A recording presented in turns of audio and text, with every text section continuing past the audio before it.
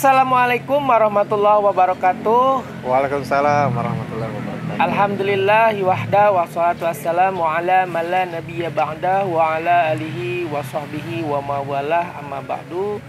Memuji dan bersyukur kehadirat Allah Subhanahu wa taala, salawat ring salam semoga tetap tercurah limpahkan kepada habibana wa nabiyana wa maulana Muhammad sallallahu alaihi wasallam. Sahabat-sahabat sekalian, alhamdulillah pada kesempatan kali ini saya bersama CEO atau Chief Operational Officer Idrisia Foundation, yaitu Bapak Mara Umar ME. Assalamualaikum Pak Mara. Waalaikumsalam warahmatullahi. Pada kesempatan kali ini saya dengan Pak Mara ini akan berdiskusi ya bagaimana terkait dengan keuangan dan akuntansi dan praktek-prakteknya yang dilakukan di unit usaha pesantren Idrisia. Khususnya kita pada kesempatan kali ini kita lebih fokus kepada unit perikanan, Pak. Betul. Ya. Jadi kita nanti akan berdiskusi terkait keuangan dan akuntansi di unit usaha perikanan. Baik, Pak Mara, ini kita terkait dengan keuangan nih, Pak. Nah, menurut Pak Mara ini urgensi atau keuangan di dalam bisnis itu seperti apa sih sebetulnya? Baik, Kak Sandra. Keuangan ini adalah seperti dua sisi mata uang dengan operasional. Ya kan, misalnya saya saat ini mengelola, kita di pesantren Indonesia mengelola ikan nila merah yang pakai apa namanya? Kolam air deras. Kolam air deras. Yeah. Nah, si petugas atau tim yang bertugas di situ harus memperhatikan dua hal ini. Satu adalah operasional, dua keuangan. Jangan sampai fokus operasional aja. Ngurusin ini ikan pada mati gimana gitu kan. Terus ini pakan tadi udah disebar pakan apa belumnya dan sebagainya. Jangan terlalu fokus ke situ. Jangan lupa bahwa ada aspek keuangan. Mungkin saya analogikan begini, Tan Sandra. Kayak kita lagi nyetir kendaraan ya. Jangan cuma fokus pada ngegas sama ngerem. Tapi mata kita juga harus lihat dashboard ya. Kenapa harus lihat dashboard? Supaya kita tahu kecepatan kita itu masih wajar atau enggak gitu kan. Bensin yang ada itu masih cukup enggak gitu. Dan sebagainya itu jadi panduan buat kita dalam menjalankan bisnis. Itulah menurut saya pentingnya keuangan adalah bahwa dengan adanya keuangan maka tujuan kita tadi dalam usaha mencari untung bisa terpantau tiap harinya. Itu kita nanti di akhir bulan itu keuntungan atau kerugian gitu. Gitu. Baik. Jadi luar biasa. Jadi tadi namanya keuangan itu urgensinya sangat luar biasa dan tadi kata Pak Mara bahwa keuangan dan operasional ini adalah dua hal yang sangat-sangat urgen ya. Nah, ini ada terkait dengan operasional dan keuangan ini kan sebenarnya ada hal yang sangat berkaitan nih, Pak. Betul. Yaitu kalau tadi Pak Mara sampaikan ada operasional ya, tetap harus memperhatikan keuangan. Nah, ada yang terkait antara operasional dan keuangan ini kan sebenarnya ada HPP nih, Pak. HPP. Nah, berarti kan ketika kita memproduksi ikan, berarti kan ada biaya-biaya nih. Betul. Nah, menurut Pak Mara seperti apa sih HPP? Pentingnya kita mengetahui HPP adalah supaya kita tahu berapa laba kotor.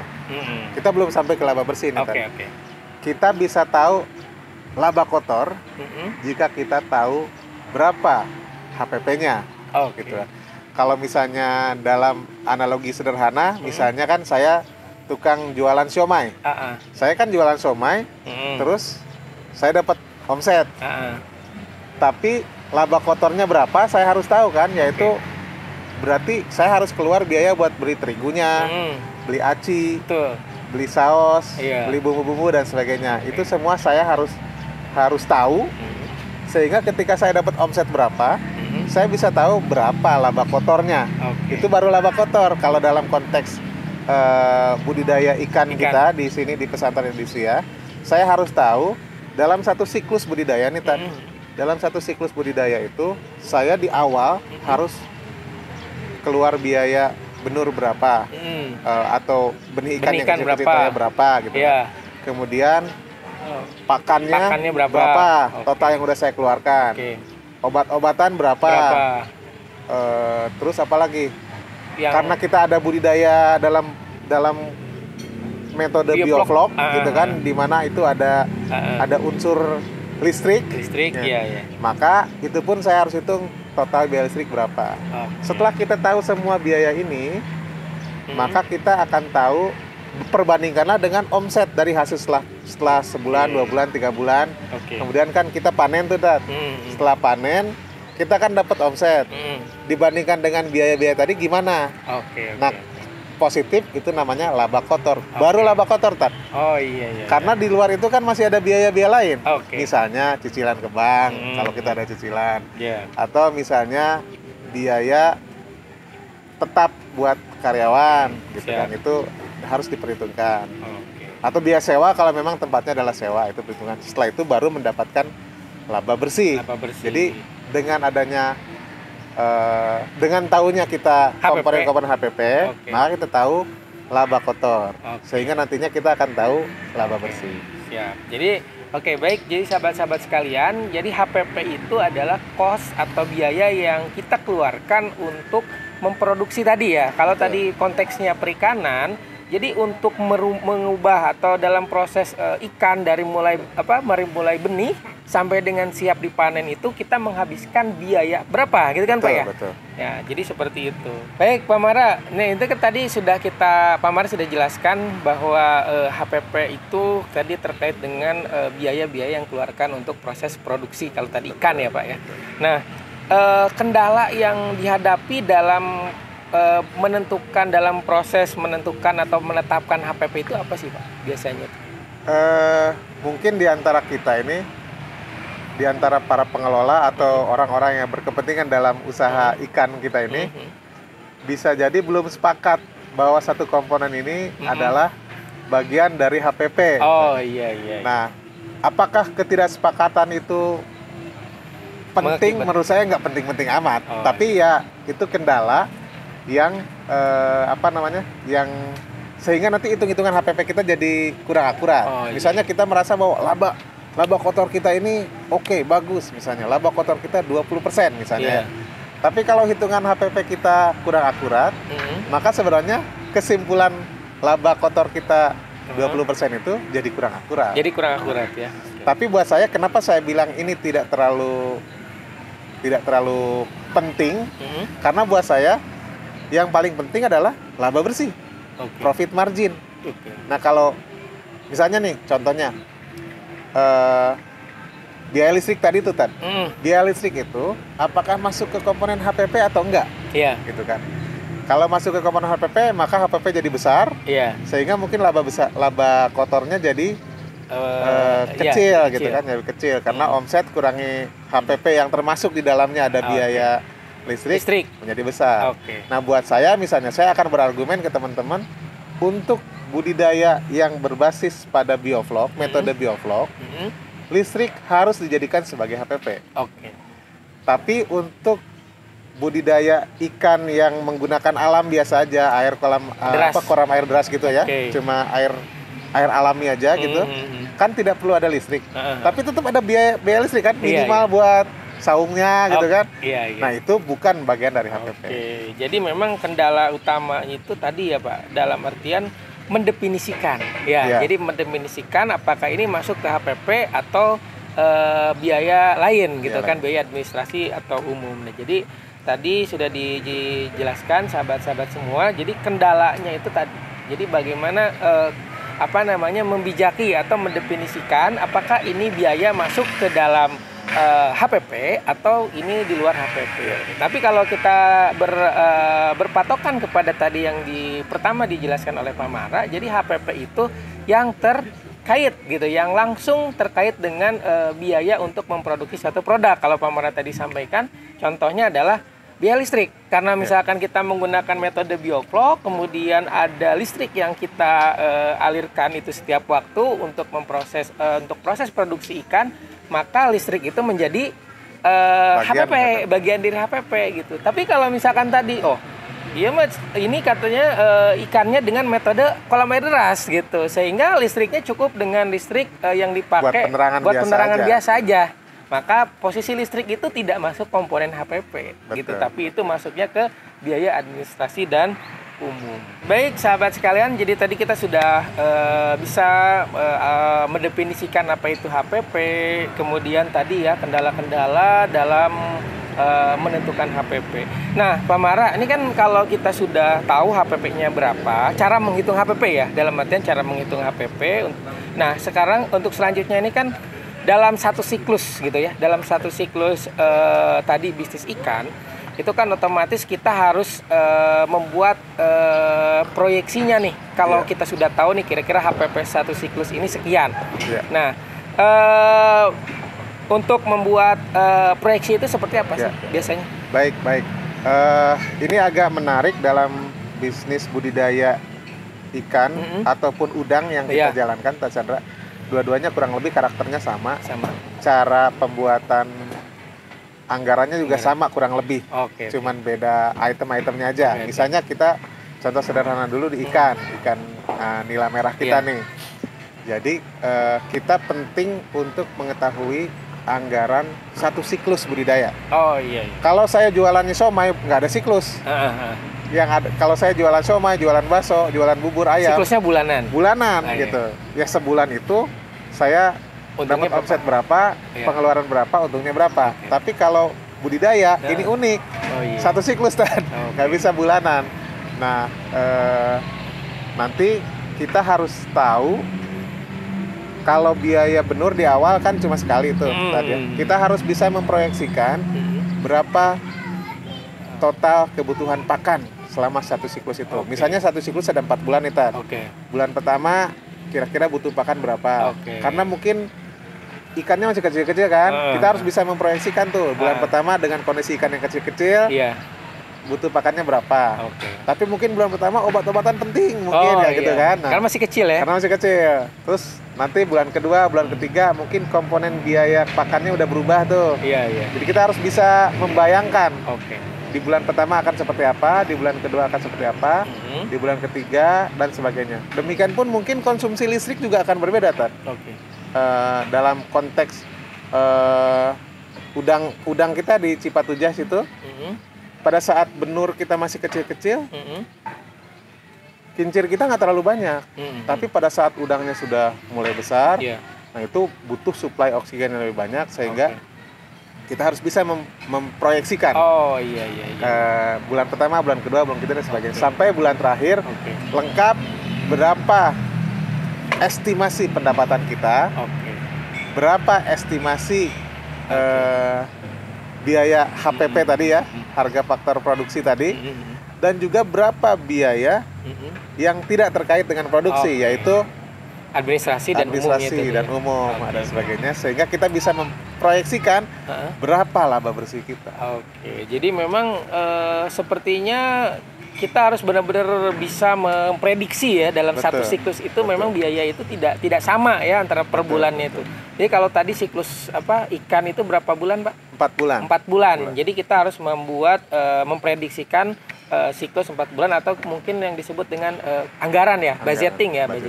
Nah, biasanya itu yang membuat budgeting itu siapa, Pak? Nah, di Idrisya ini kan usaha budidaya ikan ini atau udang itu kan di bawah Kopontren, di bawah Kopontren Fathia kita namanya. Maka kemudian si PIC yang handle di situ, manajernya atau manajer yang bertanggung jawab di unit usaha itu, dia harus membuat perencanaan itu untuk dimintakan persetujuan ke ketua Kopontren. Nah, itu akan dibahas di level Kopontren dalam konteks Idrisya. Kalau misalnya nanti dalam konteks di pesantren-pesantren yang lain misalnya, ya sesuaikan aja dengan struktur di sana. Bahwa buat saya adalah orang yang harus membuat anggaran adalah orang yang bertanggung jawab di bisnis itu. Apakah dirinya atau mungkin timnya yang membuat.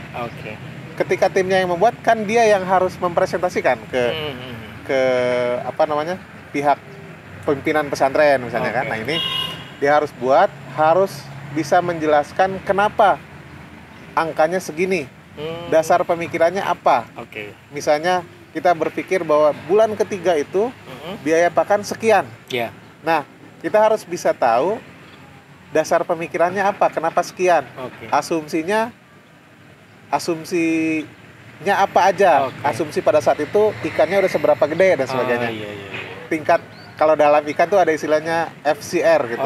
FCR tingkat konsumsinya dibandingkan dengan pertumbuhan badannya gitu. Nah, ini harus dihitung supaya kita bisa akurat nantinya apa yang kita prediksikan dengan kenyataannya jadi akurat. Sehingga ketika kita menyampaikan laporan ke pimpinan pesantren atau dalam konteks Indonesia ke Kopontren, jadi lebih konstruktif diskusinya gitu. Jadi yang membuat anggaran di unit usaha itu sendiri ya Pak. Jadi manajemennya ya, manajernya manajer dan tim itu yang membuat budgeting anggarannya. Karena mereka yang lebih tahu ya, dalam artian mungkin kapan dalam usia berapa membutuhkan pakan lebih banyak gitu kan ya tadi dan lain sebagainya. Jadi memang untuk budgeting ini yang disusun, budgeting itu disusun oleh manajer unit usaha terkait, atau dalam hal ini adalah unit usaha perikanan. Tadi yang membuat anggaran di unit bisnis, kemudian biasanya itu dibuatnya kapan Pak?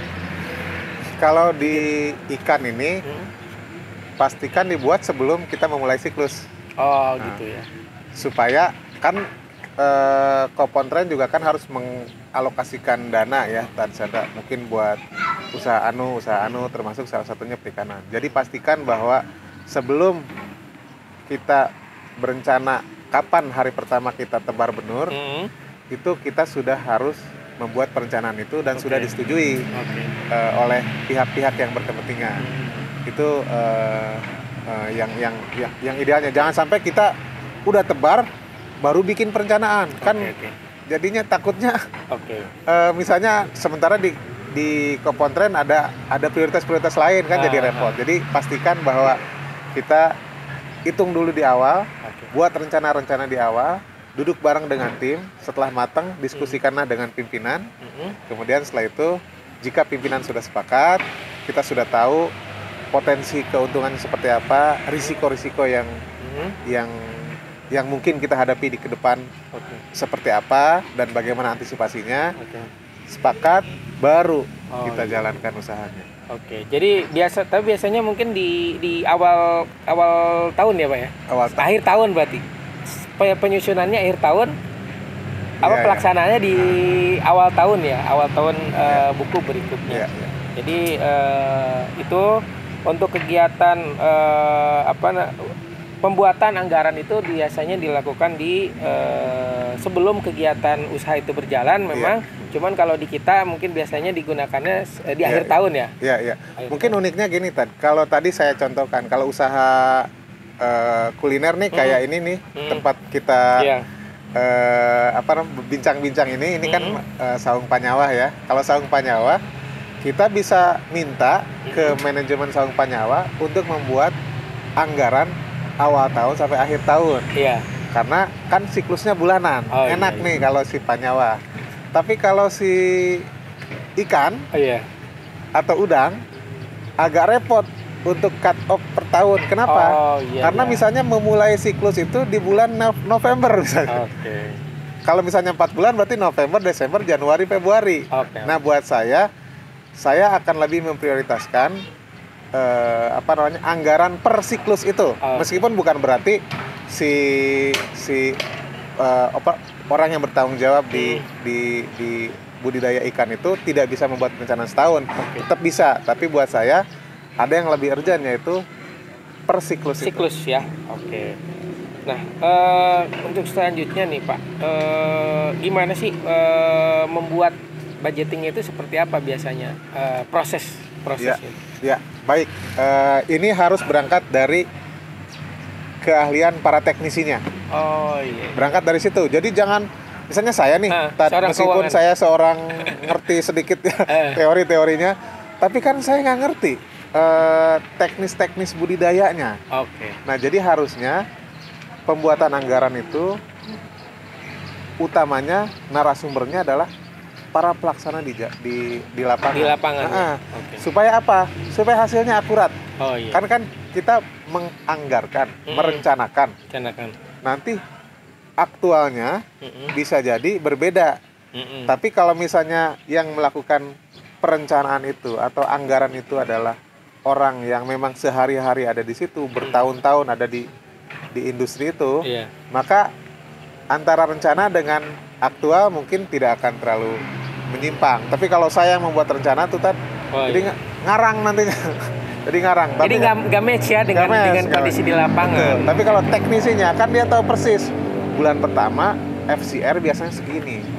Bulan kedua biasanya suka ada penyakit, ya kan? Udah diperkirakan. Bulan ketiga misalnya sudah ada kematian. Nah ini semua asumsi-asumsi ini yang mendasari seorang manajer membuat anggaran.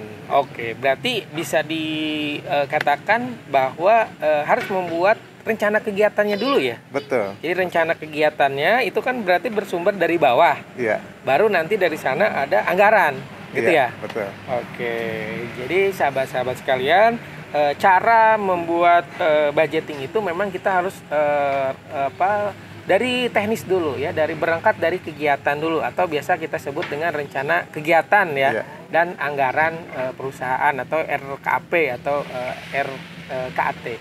Baik, Pak Mara, ini kaitan dengan otomatis kan pasti di lapangan itu nggak semudah dengan tadi ya teori-teori lah gitu ya. Nah biasanya itu dalam menyusun atau membuat anggaran itu kendalanya apa aja sih Pak? Ya baik Bapak Ibu, ini pertanyaannya menarik dari Tasandra. Apa kendalanya? Kalau ngomong tentang anggaran-anggaran, cara bikin anggaran gampang. Tapi kendala yang real yang kita rasakan di lapangan seperti apa? Kendala yang paling utama menurut saya adalah adanya ketidaksesuaian antara apa yang kita rencanakan dengan aktual, terlalu jauh gitu. Nah ini kan jadi ngapain kita bikin anggaran kalau misalnya kita rencananya ke Tasikmalaya, ternyata malah jalannya ke Garut, kan aneh gitu kan. Nah ini kendala terbesar, yaitu adalah bahwa apa yang kita rencanakan itu tidak sesuai atau terlalu melenceng jauh dengan kenyataannya. Nah untuk itu memang harus ada evaluasi tuh. Kemarin waktu bikin anggaran salahnya apa ya gitu kan. Jadi harus ada evaluasi. Salahnya biasanya tidak berangkat pada asumsi yang realistis. Biasanya. Misalnya asumsi omset akan didapatkan sekian dengan asumsi harga jual ikannya sekian. Kenyataannya misalnya harga jual jatuh pada saat bulan itu. Nah itu atau di bulan tertentu gitu ya. Nah ini akibatnya kan aktual pendapatannya melenceng dari yang kita perkirakan. Nah buat saya harusnya pada saat kita membuat anggaran itu kita harus bisa tahu gimana jika harga sekian dampaknya seperti apa, jika harga jual sekian dampaknya seperti apa. Nah buat saya itu Bapak Ibu, jadi kita harus bisa mengantisipasi berbagai macam kondisi di lapangan ketika kita membuat anggaran.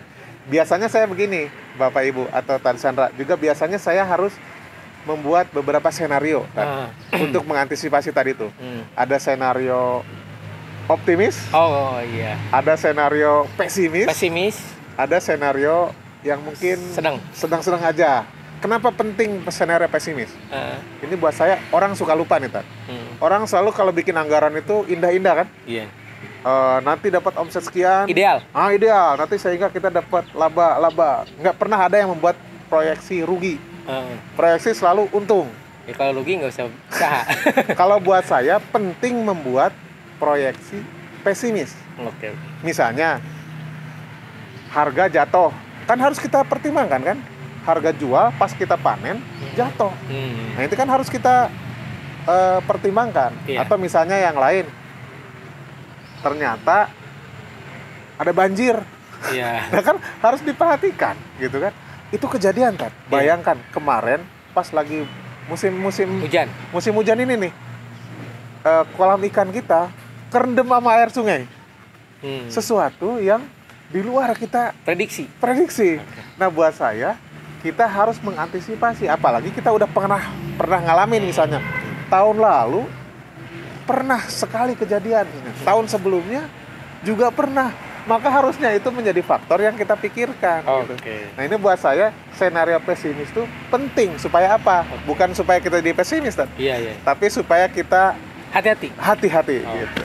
Ya, baik. Jadi sahabat-sahabat sekalian, memang ini kendala dalam membuat anggaran itu memang sering terjadi jomplang tadi ya, antara aktual dan yang direncanakan. Ini memang kembali kepada prediksi tadi ya Pak. Jadi memang harus betul-betul kita harus membuat anggaran ini harus betul-betul hati-hati, dalam artian harus bisa mengevaluasi kegiatan-kegiatan sebelumnya. Nah, selanjutnya nih Pak, tips membuat anggaran yang baik gitu. Menurut Pak Mara itu apa aja nih tips-tipsnya? Oke. Kalau membuat anggaran ini mau nggak mau, karena kita kan membayangkan masa depan ya. Iya. Maka di sini ada kerja hitung-hitungan. Iya. Dan ada kerja asumsi. Oke. Nah, buat saya dua ini harus jalan. Harus gitu jalan. Ya. Orang yang punya asumsi mungkin nggak ngerti cara ngitungnya. Oke. Cara ngitung gimana omset di bulan pertama, kedua, ketiga itu mungkin dia nggak bisa. Cara menghitung potensi risiko-risiko di jalan mungkin dia nggak bisa memperhitungkan gitu Tad. Nah, orang ini penting, tapi orang yang mengerti asumsi ini adalah tidak kalah penting. Tadi yang saya cerita di awal bahwa ketika kita membuat anggaran, tips saya adalah pastikan kita berdiskusi dengan teknisi. Okay. Pastikan kita mengetahui pergerakan harga. Okay. Pastikan kita bisa memprediksi ketersediaan pakan. Okay. Dan sebagainya. Itu semua harus dipastikan. Artinya yang tahu persis itu kan adalah tim lapangan. Tim lapangan mungkin nggak bisa ngitung, tapi juga mereka sumber informasi. Oke, jadi dua ternyata, sahabat-sahabat, bapak-bapak, ibu-ibu, tips membuat anggaran itu dua. Yang pertama adalah asumsi ya terkait dengan tim teknis. Ini nanti kita harus menggali info-info yang aktual, yang realistis. Kemudian yang kedua menghitung ya Pak. Jadi harus bisa dihitung dengan baik.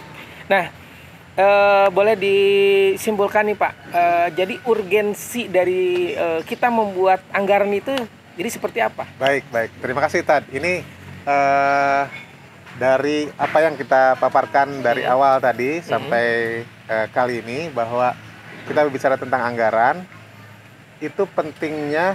Kalau dalam manajemen kan ada istilahnya planning gitu kan. Kalau fungsi manajemen kan ada 4, planning, kemudian istilahnya itu organizing, kemudian actuating, sama controlling. Ini kita baru membahas masalah planning nih, Tad. Belum ngomongin yang lain-lain. Jadi ini salah satu fungsi manajemen yang penting dan di awal. Nah, dalam membuat planning ini, secara sepihak nanti ada planning terkait dengan SDM, planning terkait dengan operasional, planning terkait dengan pemasaran yang nanti akan dibahas oleh pemateri-pemateri lain. Nah, ini adalah planning dalam hal keuangan.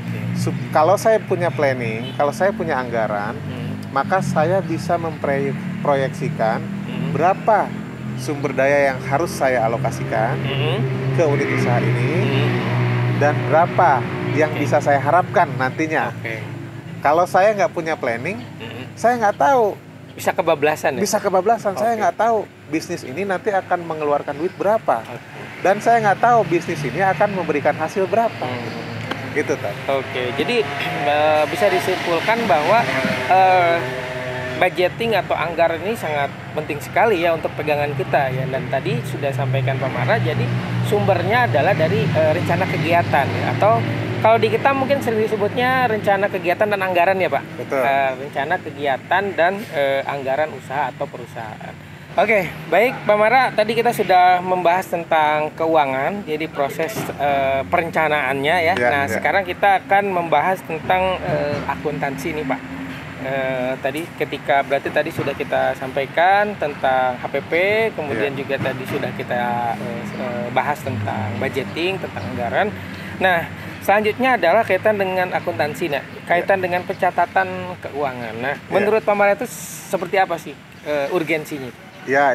Terima kasih, Tad. Ini mungkin Tad Sandra bisa menyitir ayat Al-Quran tentang pentingnya pencatatan ya. Karena waktu itu Syekh Fatur Rahman pernah menyampaikan bahwa ayat Quran yang paling panjang adalah ayat tentang pentingnya pencatatan. Administrasi itu penting sekali. Kalau nggak jadi ida tadayang tum bidaini faktubuh. Jadi apabila terjadi utang piutang, catat. Faktub gitu. Iya.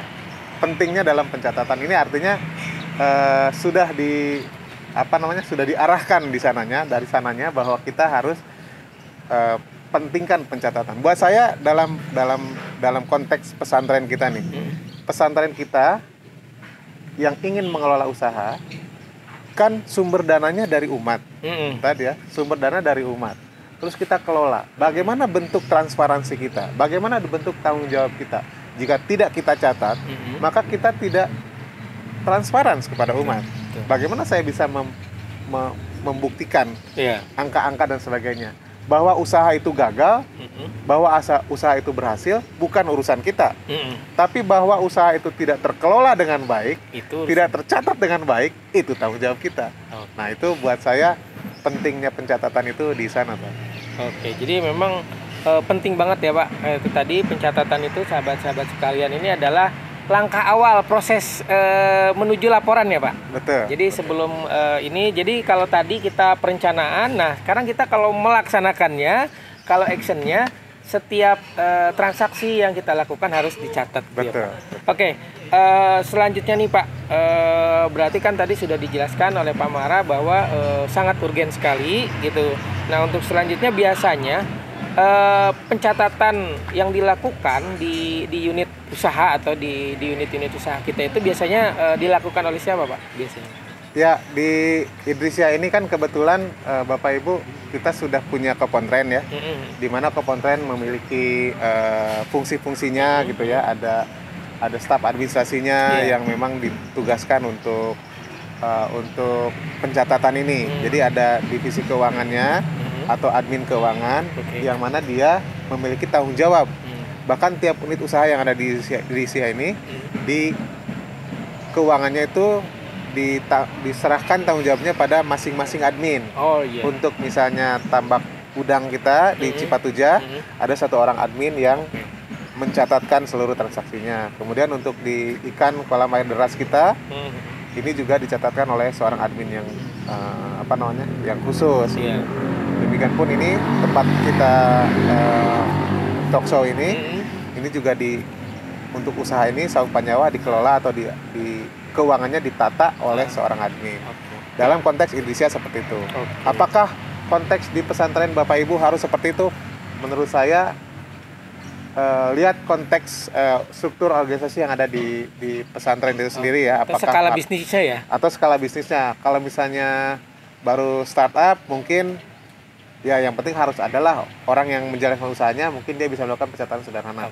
Tapi ketika kita sudah mau scale up, nah mungkin harus mulai berpikir kalau memang udah mulai keteter tuh wah ini repot nih kalau saya harus ngegas ngerem, tapi di saat yang bersamaan harus nyatet kan repot. Nah, carilah orang yang bisa ngejalanin fungsi-fungsi pencatatan ini. Biasanya nih kalau untuk di proses pencatatan ini sebenarnya kapan Pak dilakukan pencatatan itu sebetulnya kapan sih? Kalau di kita kapan? Idealnya kapan sih? Ya, idealnya tiap hari dan di kita pun alhamdulillah tiap hari. Tiap hari. Jadi kalau saya arahkan ke teman-teman kita di tambak udang sama di ikan gitu, ikan kolam air deras, bahwa aurat dia itu ditambah. Bukan hanya zikir, sholat berjamaah gitu kan yang rutin tiap hari. Yang tiap hari juga adalah pencatatan. Itu aurat, salah satu aurat. Itu bercanda aja. Maksudnya saking pentingnya bahwa pencatatan itu harus dilakukan tiap hari. Apa dampaknya Tan? Kalau hari ini saya nggak catat, dampaknya besok kelupaan. Terus ketunda-tunda, semakin sehari ketunda, kedua hari ketunda, 3 hari ketunda, lama-lama numpuk, akhirnya tidak tercatat. Kalau sudah tidak tercatat, maka kita sudah tidak profesional, kita tidak itkon dalam mengelola dana umat. Gitu. Jadi memang harus real time ya, kalau kata bahasa kan real time ya. Betul, Jadi betul. ketika terjadi transaksi catat gitu kan. Betul. Jadi tadi kalau terjadi transaksi faktubuh gitu, catat gitu kan. Karena kalau tidak dicatat kadang-kadang kita lupa gitu Betul. ya. Oke. Nah, biasanya tuh kendala-kendala dalam proses pencatatan itu apa aja sih? Kendalanya buat saya kedisiplinan, Tad.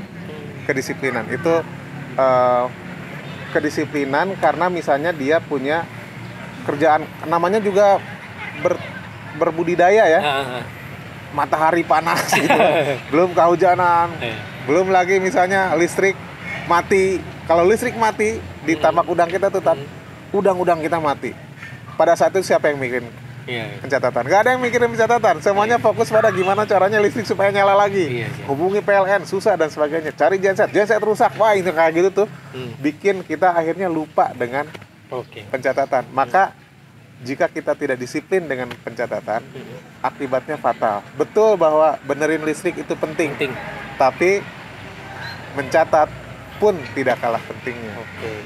Jadi memang kendala itu kembali kepada manusianya itu sendiri ya. Betul, memang kalau misalkan kedisiplinan ya. Ini jadi harus betul-betul menjadi kedisiplinan, harus menjadi tanggung jawab ya Pak. Jadi jangan sampai mencatat ini memang hal yang kayaknya sepele gitu ya. Bisa lah cuman satu transaksi, nanti besok aja gitu kan. Taunya besok gitu kan. 1 bulan jadi 30 transaksi gitu. Masih dan mending. Ya, pembiasaan nyatet itu memang nggak semua orang bisa lakukan sih, Tad. Itu apa ya? Kadang saya punya pengalaman pribadi nih, Tad. Pengeluaran pribadi saya catat. Saya nggak tahu, Tad Sandra catat nggak pengeluaran pribadinya tuh? Makan di Panyawa 10.000 dicatat nggak? Kalau saya punya pengalaman pribadi, apapun pengeluaran saya, bayar parkir 2.000 saya catat. Supaya saya tahu persis secara personal berapa sih total pengeluaran pribadi saya, gitu.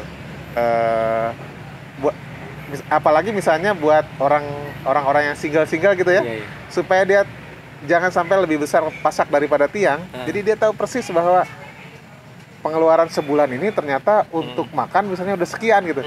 Nah ini, apakah orang punya passion untuk mencatat? Jawabannya tidak semua. Nah, demikian pun dalam sebuah organisasi atau sebuah unit usaha. Apakah semua pimpinan unit usaha itu memiliki kesabaran dan kedisiplinan untuk mencatat? Mungkin tidak. Solusinya ya serahkan sama tim atau permudah dengan aplikasi. Zaman sekarang udah banyak Bapak Ibu aplikasi yang memudahkan kita untuk mencatat. Jadi kalau misalnya awalnya dulu pakai kertas gitu ya, catat kredit, debit, berapa gitu kan. Misalnya hari ini beli pakan 2 juta ditulis. Berarti saldo berapa gitu kan. Terus hari ini ada pembelian 2 kilo. Dan penjualan 2 kilo. Total berapa. Jadi saldo nambah kayak gitu. Dicatat secara kertas boleh, tapi mungkin lama-lama kalau udah scale up, wah repot nih kalau di kertasnya hilang karena kebanjiran tadi kan, konyol gitu. Nah, ada solusinya dengan dicatat pakai teknologi. Kalau laptop saya nggak ngerti, misalnya namanya juga tukang ikan gitu kan, laptop saya nggak ngerti, nggak perlu pakai laptop, nggak perlu pakai Excel, gunakan HP. Zaman sekarang gunakan HP Bapak Ibu. Di HP udah banyak aplikasi yang memudahkan kita untuk mencatat. Nah, buat saya itu solusi atas yang memudahkan untuk kita melakukan proses pencatatan.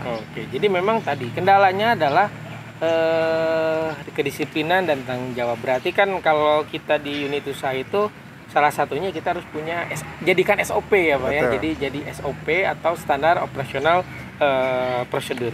Nah, boleh digambarkan Pak Mara proses pencatatan keuangan di unit Prikaret seperti apa sih? Baik. Biasanya seperti apa? Baik, kebetulan kalau di Indonesia kan sudah ada template kita bikin tuh, Tan Sandra.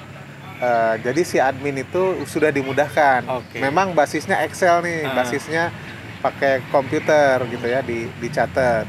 Nah, ya Idrisiah nyamannya begitu, pakai template yang kita punya, ya jalankanlah. Cukup misalnya ketika ada admin baru, misalnya bergabung, cukup di training sedikit, dia udah bisa.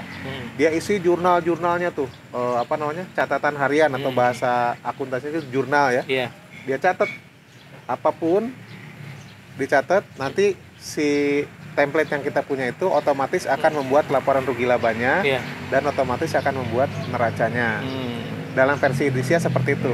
Mungkin dalam versi pesantren di Bapak Ibu nanti lihat kasusnya seperti apa. Apakah bisa membuat template? Ya syukur. Atau hanya bermodal kertas juga, catatan kertas, ya silahkan dengan segala kelebihan dan kekurangannya. Atau mau coba menggunakan aplikasi, silakan. Tapi biasanya proses pencatatan itu dimulai dari jurnal tadi itu kan. Apapun caranya, mau di kertas, mau di aplikasi, handphone ataupun di Excel, prosesnya dimulai dari pencatatan jurnal harian. Tinggal dengan aplikasi itu, dengan teknologi akan memudahkan dari catatan jurnal ini otomatis akan keluar laporan rugi labanya. Otomatis akan keluar neracanya. Jadi memang prosesnya adalah catat dulu setiap transaksi yang keluar ataupun yang masuk ya. Gitu. Dan mungkin jangan dilupakan juga Pak ya, bukti transaksinya ya. Nah itu juga harus dilampirkan sebagai bukti-bukti transaksi. Oke, ke selanjutnya nih Pak, kaitan dengan tadi kendalanya sudah kita, kemudian proses dari yang dilakukan di Idrisiah sendiri, bahkan mungkin sudah ada SOP ya Pak ya. Betul. Atau standar operasional prosedur keuangan atau proses akuntansi atau keuangan. Nah, boleh dong kasih tips ya buat sahabat-sahabat semua terkait dengan supaya proses pencatatan ini bisa dilakukan gitu. Tipsnya itu seperti apa gitu. Ya, baik Kak Sandra. Jadi buat saya, kita diajarkan oleh guru kita bahwa dalam segala hal lakukan secara simpatik. Simple, praktis, komprehensif. Nah, ini menjadi spirit juga kita dalam mengelola usaha atau dalam melakukan pencatatan. Di luar sana mungkin banyak template, di luar sana mungkin banyak sistem dan sebagainya. Kalau kita nggak paham, ya nggak usah kita jalankan.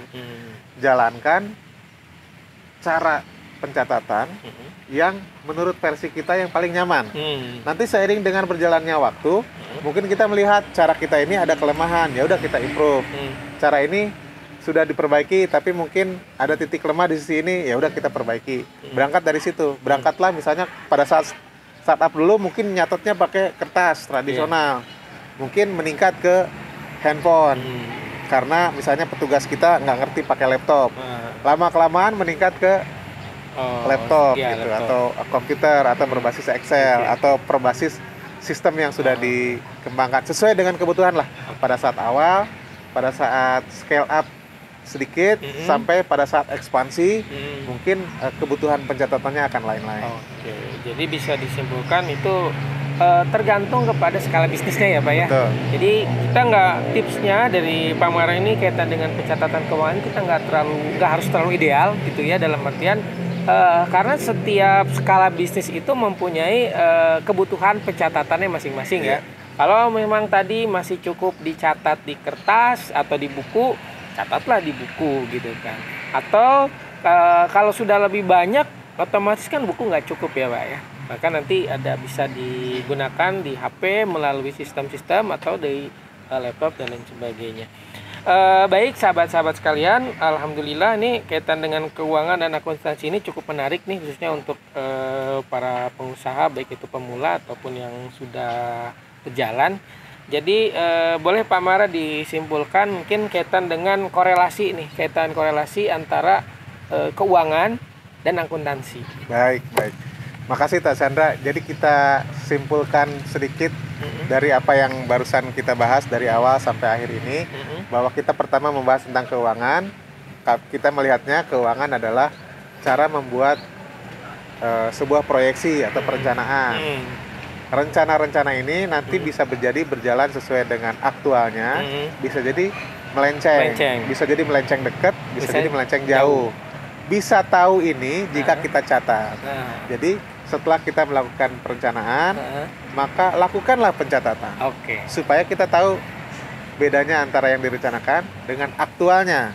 Selisihnya ini nanti ataupun pelajaran apapun yang kita dapatkan, nantinya menjadi bahan evaluasi untuk membuat perencanaan di siklus berikutnya. Gitu, luar biasa sahabat-sahabat sekalian. Jadi tadi perencanaan, kemudian di kegiatan di aktualisasinya kita harus catat supaya kita tahu nanti kita bisa mengevaluasi apakah perencanaan kita itu sesuai dengan realistisnya atau sesuai dengan kenyataannya. Dan ada satu hal lagi tadi yang sangat penting dari sisi budgeting atau sisi anggaran, sisi perencanaan itu.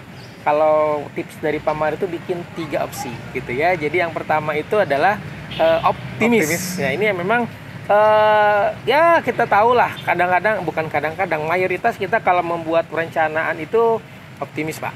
Gitu. Karena itu pijakan harapan gitu kan. Ya kalau bisnis tidak optimis ya beda semangatnya. Yang kedua itu ya memang kita harus membuat prediksi atau perencanaan yang sedang ya Pak. Yang memang sedang-sedang saja. Dan yang ketiga itu memang harus membuat angka pesimis gitu. Nah ini juga angka pesimis ini penting banget sahabat-sahabat semua, biar kita bisa memprediksi gitu, dalam artian prediksi kerugian terendahnya itu seperti apa supaya gitu. Kita waspada. Nah waspada, kalau kata bahasa Pak Mara itu harus ada mitigasinya gitu kan.